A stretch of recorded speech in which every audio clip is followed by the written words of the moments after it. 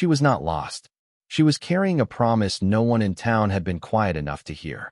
Staff Sergeant Owen Carter first saw the German Shepherd just after sunrise on Main Street in Boone, North Carolina, where the mountain air still held the cold of the night, and the storefront windows glowed faintly under a pale blue sky. Owen was 36, a white U.S. Marine with short brown hair, gray-blue eyes, and the kind of stillness that came from learning how to stand steady when memory tried to move him. He had come back to Boone for a veterans memorial service, expecting folded flags, handshakes, coffee in paper cups, and the heavy silence that always followed the names of men who did not get old. He did not expect to step out of Linda Parker's small diner and see a sable black and tan German shepherd walking alone through the crosswalk with an old photograph held carefully in her mouth.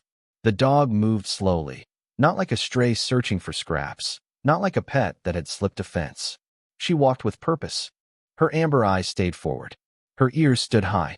The photograph hung between her teeth without tearing, protected the way a person might protect a letter from rain. A pickup idled at the corner and waited. A mail carrier stopped with one hand on the blue box. Two men outside the hardware store went silent as she passed. No one called her name at first. They only watched. Owen did too, one hand still around the warm diner coffee he had forgotten to drink. The German Shepherd crossed in front of him and paused near the curb. Morning mist clung to her coat. A worn leather collar circled her neck, and a dull dog tag tapped softly against it with each breath. She looked up at Owen, and something in that look made the street feel smaller, as if the town had been holding its breath for days and this dog had finally chosen where to exhale. "Maggie," Linda Parker whispered from behind him, her voice low with worry. "She has been doing this all week." Owen did not move fast. He knew better than to reach for a working dog, especially one carrying something sacred. He lowered himself slowly to one knee, 6 feet away, letting the cold sidewalk press through his jeans. "Hey, girl," he said, calm and even. "What have you got there?" Maggie's eye stayed on him. For a moment, the only sounds were a church bell in the distance, tires rolling over damp pavement, and the faint rattle of the photograph as the paper trembled in her mouth. Then she stepped closer and lowered the photo onto the sidewalk near Owen's boot. He leaned forward just enough to see it. The image was faded at the edges, softened by time and weather.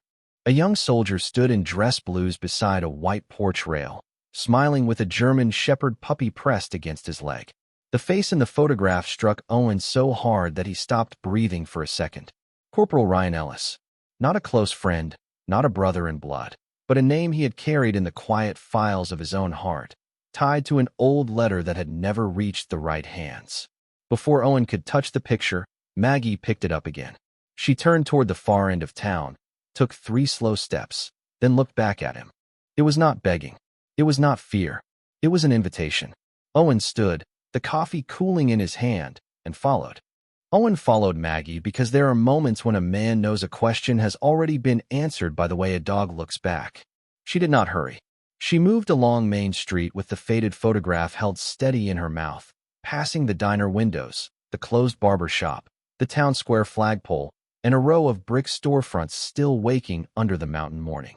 Owen kept several feet behind her, careful not to crowd the space between trust and fear. Linda Parker walked out from the diner with his forgotten coffee in one hand, but she stopped at the curb when she saw his face. "She usually goes alone," Linda said. "Every morning for a week. Same time, same photo." Owen glanced at Maggie, then back at the older woman. "Does she belong to anyone?" Linda pressed her lips together. She belonged to Ryan Ellis. The name made the cold air sharpen. Owen looked down the street, where Maggie had paused beside a bench near the courthouse lawn. The dog was waiting for him again. "Corporal Ryan Ellis?" he asked. Linda nodded slowly. "Local boy. Joined the Marines right after high school. His mother still lives out on Mill Creek Road, if you can call that living. Grace hardly comes into town anymore." Owen's hand tightened around the coffee cup. Ryan Ellis had been younger than him, serious-eyed, polite, the kind of Marine who wrote letters in full sentences and kept a picture of his mother tucked behind his identification card. Owen had only crossed paths with him briefly years ago at Camp Lejeune, but he remembered the letter. Not the whole thing, just the envelope that had gone back and forth through office hands after Ryan was gone, marked for Boone, North Carolina, and never finding the person who needed it most. Maggie stepped away from the bench and continued toward the old photo shop at the corner. Its sign reads Portraits and Frames in faded gold letters.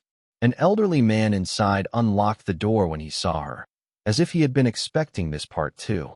Walter Reed opened the door before Owen could knock. "She brought you," he said. Owen looked at him. "You know this dog?"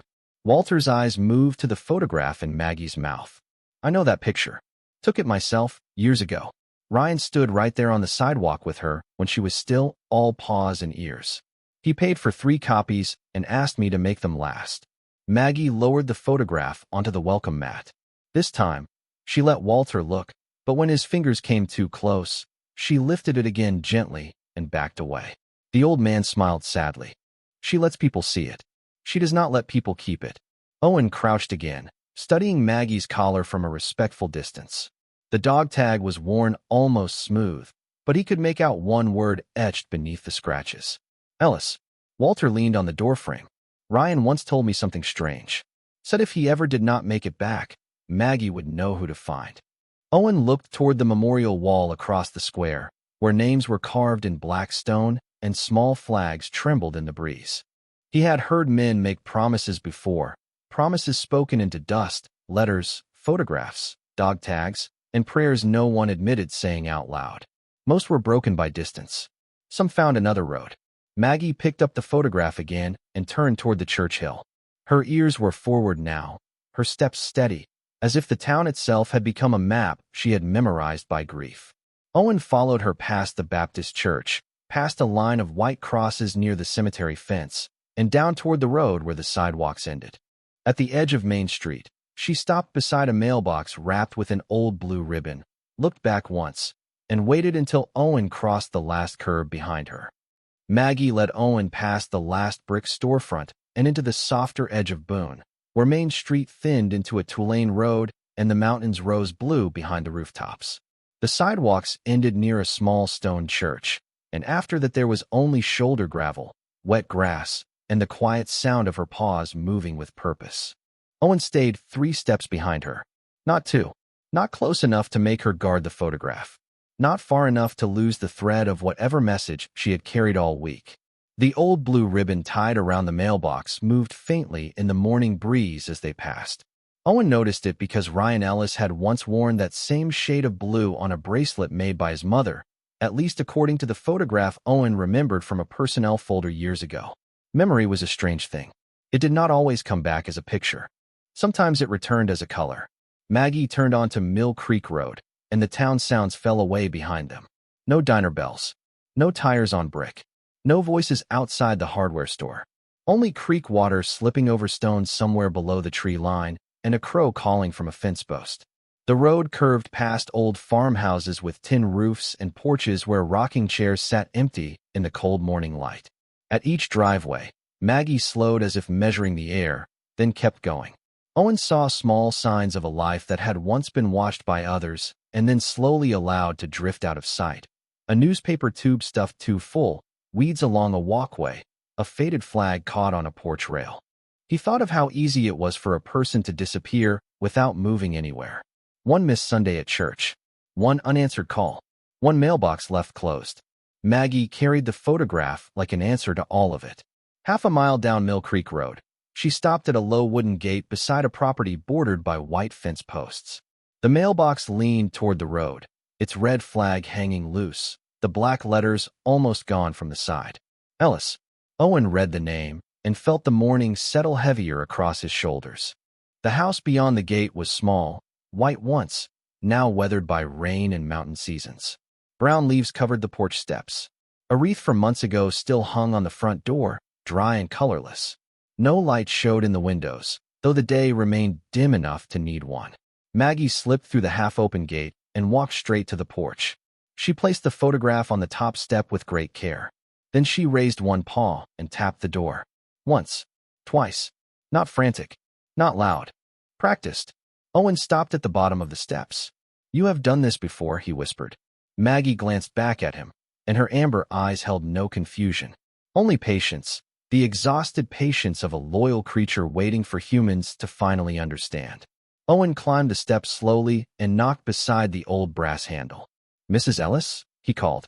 My name is Staff Sergeant Owen Carter. I am a United States Marine. For a long moment, nothing moved inside. Then came the faint scrape of a chair. A slow footstep. A lock turning with difficulty. The door opened only a few inches, and Grace Ellis looked out at him with silver hair pulled back, a tired cardigan wrapped around her shoulders, and eyes that seemed to have spent years staring down the same road. Maggie picked up the photograph and stepped forward, touching it gently against the crack of the door. Grace looked down, and her hand covered her mouth. "Maggie," she breathed. "Not again." Owen felt the words more than heard them. Not again meant mornings. It meant attempts. It meant a dog had been knocking on the world with a photograph, and the world had kept walking past. Grace opened the door wider. The house behind her smelled faintly of dust, cold tea, old wood, and unopened mail. On the hallway table sat a stack of envelopes, a pill bottle, and a framed picture turned slightly toward the wall. Maggie stepped inside first, then looked back at Owen. This time, she was not asking him to follow a road. She was asking him to enter the grief no one had visited in far too long. Grace Ellis did not invite Owen in with words. She stepped aside slowly, one hand still resting against the doorframe, and Maggie walked into the narrow hallway, as if returning from a mission that had taken all morning and all her heart. Owen removed his cap before crossing the threshold. The house was quiet in the way houses become quiet when a person stops expecting visitors. Curtains held back most of the daylight. Dust softened the edges of framed photographs. A clock ticked above the kitchen doorway, each second too loud against the stillness. Grace moved carefully toward the sitting room, and Maggie stayed near her left knee, matching the pace without being told. Owen noticed the small things first because small things often told the truth kindly. A blanket folded on one chair, but not used. A coffee cup left beside an unopened envelope. A grocery list with only soup, tea, and dog food written in faint pencil. On the mantel stood 3 photographs of Ryan Ellis. A boy in a baseball uniform. A teenager in a graduation gown. A young Marine in dress blues, smiling beside a German Shepherd puppy with oversized ears. Grace saw Owen looking and touched the edge of the mantel. He named her Maggie because he said she had mountain eyes, she said. Her voice sounded dry and used. She was supposed to keep me company after he left. Maggie lowered the photograph onto the rug in front of Grace's chair and sat beside it. Owen remained standing until Grace nodded toward the sofa. "You knew my son?" she asked. Owen sat slowly, keeping his hands visible on his knees. "Not the way some men did. But I remember him." Grace closed her eyes for a moment, as if remembering was both gift and wound. People say that kindly. Then they stop coming. Owen had no defense for that. Outside, a truck passed far down Mill Creek Road. Then the silence folded back over the house. "Maggie kept bringing that picture into town," Grace said. "I told her to stop. I told her there was nobody left to show it to." The German Shepherd's ears turned toward Grace, and the old woman's face softened with regret. But every morning, she waited by the door with it in her mouth. If I did not open the door, she would sit there until I did. Owen looked at the stack of mail on the hallway table. Some envelopes were from veteran services. One looked like a church newsletter. Another had a pharmacy label. Grace followed his gaze and gave a faint, embarrassed smile. "I get tired." There was no drama in the sentence. That made it heavier. Owen leaned forward. "Mrs. Ellis, did Ryan ever write anything on the back of that photograph?" Grace looked confused. "No, not that I know."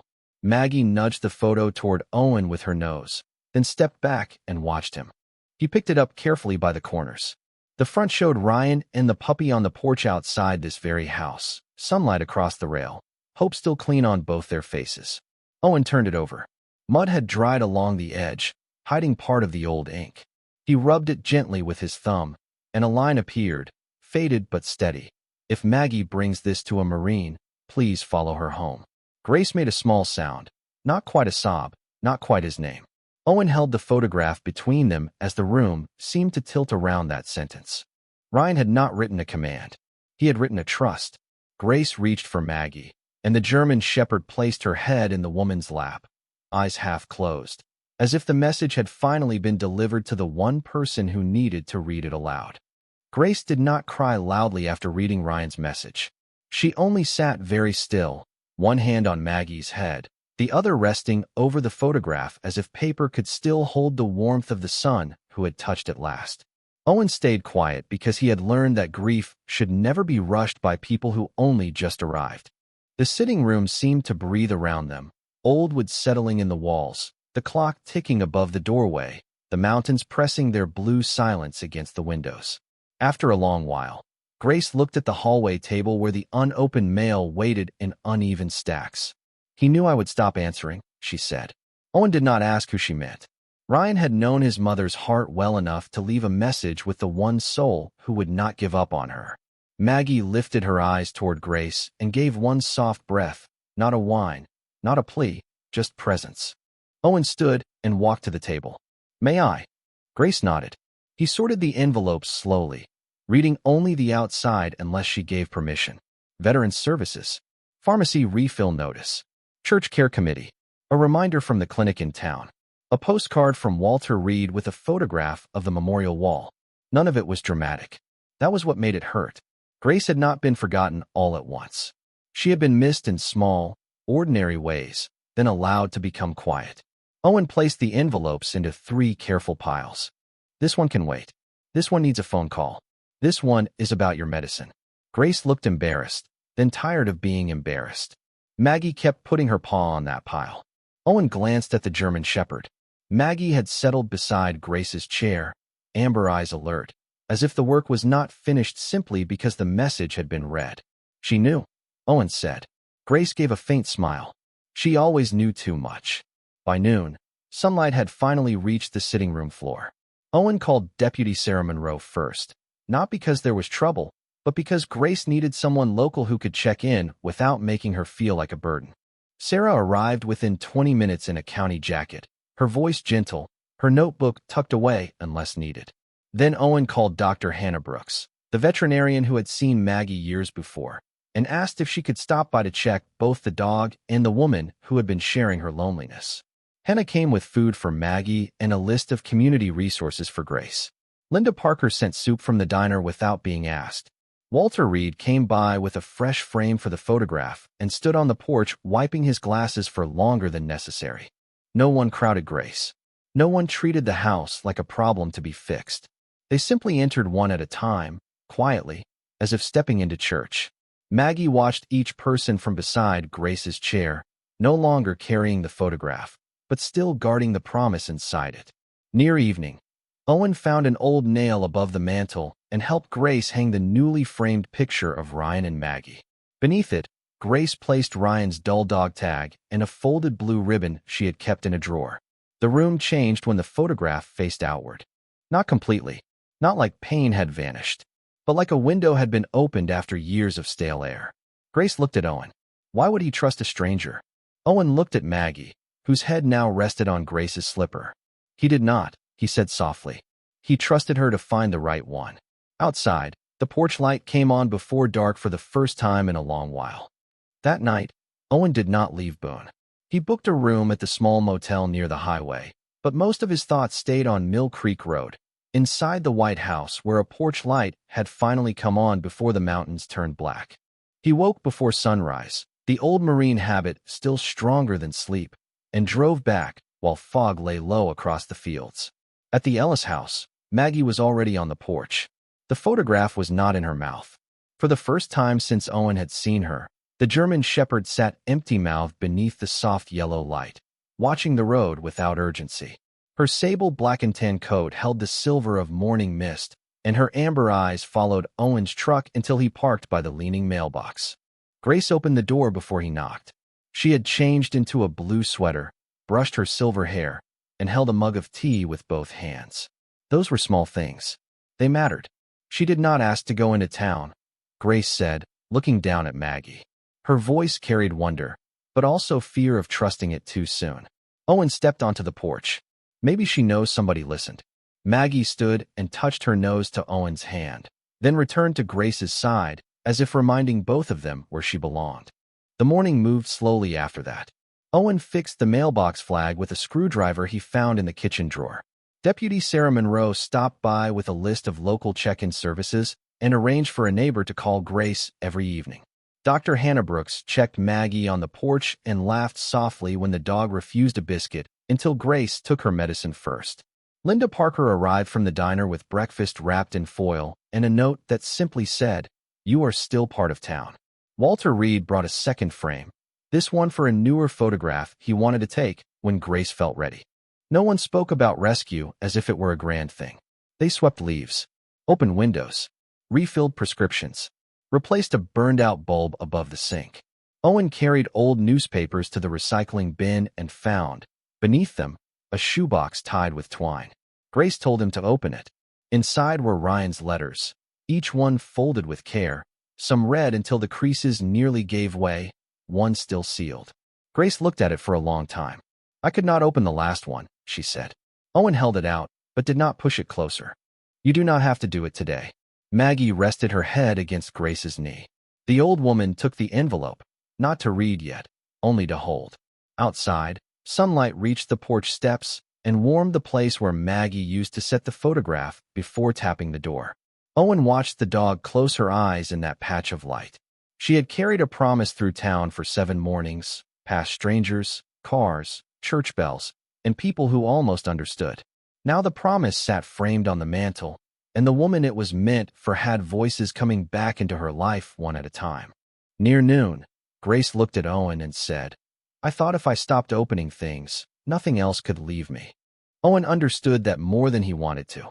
He looked at the repaired mailbox, the open front door, Maggie asleep at Grace's feet. "Sometimes opening the door is how things find their way back," he said. Grace did not answer. She only reached down and rested her hand on Maggie's head, and this time, the house did not feel quiet from absence. It felt quiet from peace. By the 3rd day, Boone had begun remembering Grace Ellis in small, human ways. A paper bag of biscuits appeared on the porch rail before breakfast. Someone from the Baptist church left a handwritten card tucked beside the repaired mailbox. Deputy Sarah Monroe stopped by on her lunch break with 2 grocery bags and did not make Grace feel watched. Walter Reed swept the porch steps while pretending he had only come to measure the sunlight for a photograph. Linda Parker sent chicken soup from the diner and wrote heating instructions in large letters so Grace would not have to guess. None of it erased Ryan. Nothing ever would. But the house on Mill Creek Road no longer felt like a closed drawer. It felt like someone had opened it gently and let the air in. Maggie understood the change before any person named it. She stopped pacing at sunrise. She stopped searching the hallway for the photograph. Instead, she lay near Grace's chair while the old woman sorted mail one envelope at a time, sometimes opening one, sometimes setting one aside for later, always with Maggie's head close enough to touch. Owen stayed in town longer than planned, calling his command, changing his drive schedule, and doing what Marines often do best when words are too small. He helped. He fixed the loose porch rail. He replaced the dim bulb above the kitchen sink. He drove Grace to the pharmacy on King Street and waited outside with Maggie while Grace walked in on her own, slowly but upright. People recognized the dog before they recognized the woman. "That is the photo dog," a little boy whispered near the automatic doors. Grace heard him and looked down at Maggie. For the first time, she almost smiled. "No," she said softly. "This is Ryan's girl." Owen looked away for a moment, giving the sentence privacy. Later that afternoon, Walter Reed came to the house with his camera. Grace had agreed to one photograph, not because she wanted to be seen, but because Owen had told her Ryan's picture should not be the last proof that love had lived in that house. They sat on the porch in soft mountain light. Grace in her blue sweater, Maggie pressed against her knee, Owen standing one step behind them in his dark field jacket and plain navy shirt, quiet as a fence post, but somehow part of the frame. Walter lifted the camera, then lowered it. "Wait," he said. He reached into his coat pocket and pulled out a small copy of Ryan's old photograph, newly restored. Grace held it against her heart. Maggie raised her nose to it, sniffed once, then rested her chin on Grace's lap. The camera clicked. No one spoke for several seconds after. In that silence, Owen felt the whole shape of the promise Maggie had carried through town. It had not been only, "Follow her home." It had been, "Do not let my mother disappear." It had been, "Remind her that the porch can still hold sunlight." It had been, "Tell her the dog remembers the way back, even when people forget." That evening, Grace opened Ryan's last sealed letter. Owen sat by the window. Maggie lay across Grace's slippers. Grace read slowly, lips moving over each line, tears falling without shame. When she finished, she folded the letter and placed it beneath the framed photograph on the mantel. "He told me to keep the porch light on," she whispered. Outside, as dusk settled over Mill Creek Road, Owen rose and turned on the lamp beside the window. Maggie watched the light bloom, then closed her eyes. On the fourth morning, Maggie did not walk toward Main Street. She stood on the porch with the old photograph resting in its frame behind the window, the porch light still glowing faintly from the night before, and she watched the road without needing to follow it. Owen noticed the difference before Grace did. A working dog knows when a task is done, and Maggie carried that peace in her body now. Her ears were soft. Her tail moved once when the mail truck appeared at the bend. She did not lift the photograph. She did not tap the door. She only stepped down beside Grace when the old woman opened the mailbox herself. The red flag Owen had repaired moved smoothly in the morning air. Inside were 2 envelopes, a church bulletin, and a small note from Linda Parker that said soup would be ready afternoon. Grace held the mail against her sweater like something ordinary and holy. "I forgot this could be simple," she said. Owen stood at the gate, his hands in the pockets of his dark field jacket, watching sunlight settle over the white fence posts and wet grass. "Simple things are usually what grief takes first," he said. Grace looked down at Maggie. "And what love brings back." Later that day, Owen drove Grace and Maggie into Boone. They did not go because anything was wrong. They went because Grace wanted to walk through town while the town could see her walking. Maggie sat in the back seat of Owen's truck, calm and alert, her amber eyes on Grace in the passenger seat.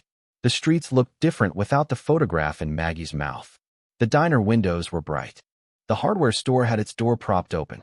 Walter Reed stood outside his photo shop with his camera hanging from his neck and lifted one hand when they passed. At the Veterans Memorial Wall, Grace stopped. For a moment, her fingers hovered over Ryan's name carved in dark stone. Maggie sat beside her, close but not pressing, steady as breath. Owen stepped back a few feet, giving mother and memory their space. Grace touched the name at last. "He sent her home," she whispered. Maggie looked up at the sound of Ryan's name, then leaned gently against Grace's leg. The old woman smiled through tears. "No," she corrected herself softly. "He sent her out so she could bring me back." Owen felt those words settle deep. Not every rescue looked like sirens, open gates, or running feet. Sometimes rescue was a dog crossing a town for 7 mornings with a photograph no one understood, refusing to let loneliness become the final chapter. Before they left, Walter took one more picture. Grace beside the memorial, Maggie at her knee, Owen standing just behind them in quiet respect. When the camera clicked, Maggie did not look at Walter. She looked toward home. By evening, the framed photo of Ryan sat on the mantel, the last letter beneath it, and the new photograph beside the lamp near the window. Grace warmed soup on the stove while Maggie slept on the rug, paws twitching in the light. Owen stood on the porch before leaving, and for the first time since he had come to Boone, the house behind him did not feel like a place holding its breath. It felt like a place breathing again. A week later, Main Street in Boone woke under soft mountain sunlight, and no German shepherd crossed the street with a photograph in her mouth. People noticed because they had grown used to the small mystery. Linda Parker looked out from the diner window at sunrise and saw only the mail carrier, the hardware store owner sweeping his sidewalk, and Walter Reed adjusting a frame in his shop window. For a moment, the town felt the absence of Maggie's mission, then understood what it meant. The message had arrived. Out on Mill Creek Road, Grace Ellis sat on the porch in her blue sweater with a quilt over her knees, reading Ryan's last letter again while Maggie slept beside her chair. The German shepherd's sable black and tan coat glowed warmly where sunlight touched it, and her worn Ellis tag rested against the floorboards like a quiet bell that no longer needed to ring.